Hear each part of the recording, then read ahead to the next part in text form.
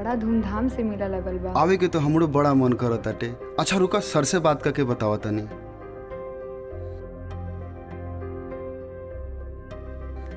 सर yes मुझे छुट्टी चाहिए, दुर्गा पूजा में घर जाना है। You know Aniket, you are one of the best employee my company, so sorry for that. Okay thank you. अब की बार हम ना आ पाई। अच्छा सुनो ना, अपन दुलरुआ देवर के साथे मेला जाके घूमला। ठीक बाजी, रउआ अपना काम पे पूरा ध्यान दी, हम मेला देवर जी संगे घूम ले।